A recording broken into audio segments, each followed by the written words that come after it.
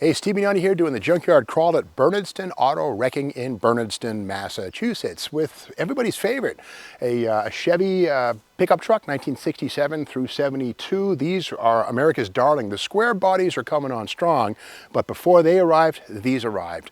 Now, the crazy thing about these, we can see there's three different colors on this thing. There's a GMC fender on the front, the bronze body, a greenish hood, and the beauty is the panels on these things pretty much all interchanged, even though 67 and 68 hoods were a little bit different on the front. And of course, 67 fenders don't have markers. But again, this thing looks like a calico cat with all these covers. But how do we tell what it really was? Well, it's very easy to do. Just come on inside here and we look at the glove compartment door. Now we can see on this one, here it is, it says Cheyenne Super, which is actually a very rare thing. Is it really one? We'll know in a second, but again, it's a $500 option that basically included a lot of wood grain and was pretty much top of the line for any Chevy pickup truck, Cheyenne Super.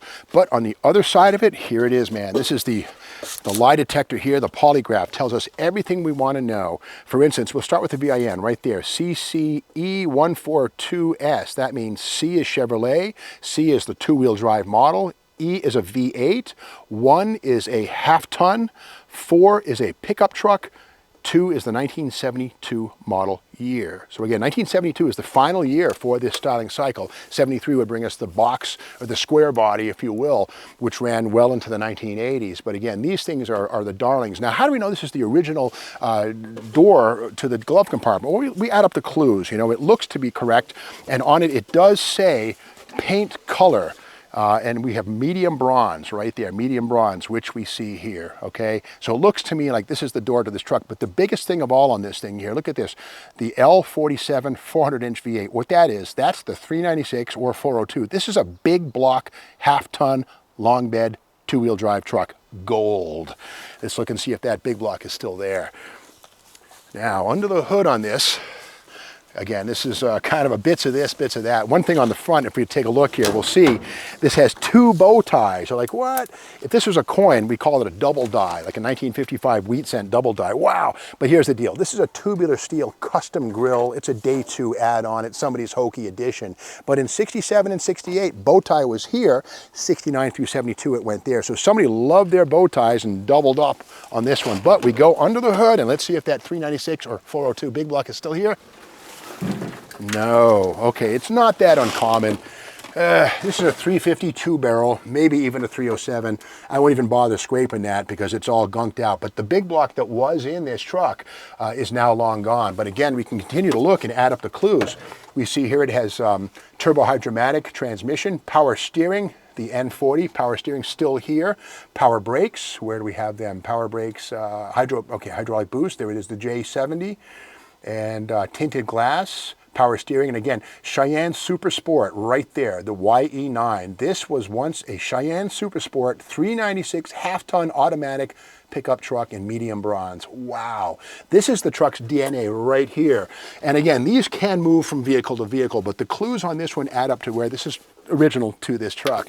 But something really weird on this, well, not so, is the air conditioning. Again, 33% of all Chevy trucks did have the AC stuff, and we can see here's the condenser and other bits. Firewall, the unit's gone, and the compressor's gone too. But this was an AC truck, so loaded. But something really weird is this. This is cruise control right here. Very uncommon. This thing was loaded. This is the cruise control, which of course, you set it inside the truck at whatever speed you want, and this will maintain that speed. So let's walk around as we make our way inside. But first, we'll stop at the rear suspension. Now keep in mind that 1972 was the end of this styling cycle, but also the final year for coil spring rear suspension on Chevy half-ton trucks. They went to leaf springs on all trucks from 1973 onward. So here it is right here. Coil springs with the lower control arms right there, 12-bolt rear axle. This one's a 5-lug truck. Some of these had 6, but again, it's a 12-bolt rear axle. I don't see pause traction on the specification sticker, but we do see, though, is G80, right? Heavy-duty springs. Heavy-duty springs, where are they? Oh, here we go. G80 or G50 heavy rear springs right there. And that would be these puppies here, the heavy-duty coil springs. Now, this is a long wheelbase truck, 127 inches. There was also a 115-incher, but here's the thing. You can cut these right here. Take a foot out of the wheelbase right there, bring the frame up and get a reproduction bed and turn this long wheelbase into a short wheelbase. People are doing it.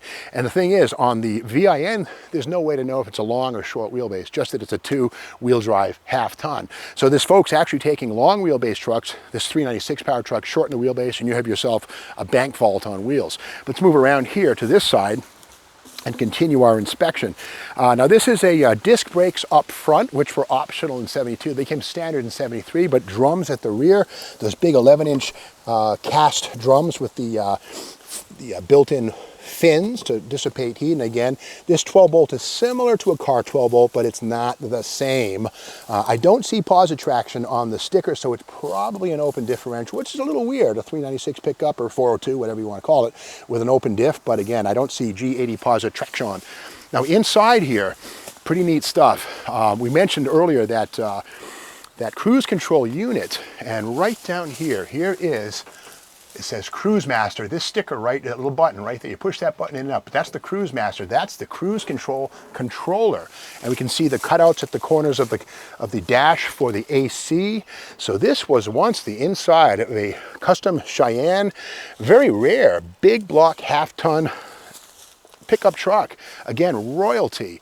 And you know, again, you see a Chevy pickup truck in the junkyard, and if you're lucky, the sticker will still be there inside of the glove compartment, which tells you everything you need to know. Just make sure that this is actually from the truck you're looking at, and that usually comes down to the paint code and matching it. This is the original bronze on this thing. So shocking, really, to see it here in the boneyard. I would not be surprised if this thing doesn't get a short frame conversion and maybe come back to life. It's not that bad. The frame's very nice on this thing, and again, final year for coil springs on Chevy half-tons right here in 1972. And one thing that's kind of weird is GMC from 67 through 70 had an available V6 engine, which is not possible in Chevrolet land, but the GMC always kind of sought to make the trucks a little different, and the 304 V6 was possible in GMC trucks of the same year. But the big block 396, this is a muscle truck. You know, the only thing that would make this cool would be if it was black and had a 4-speed.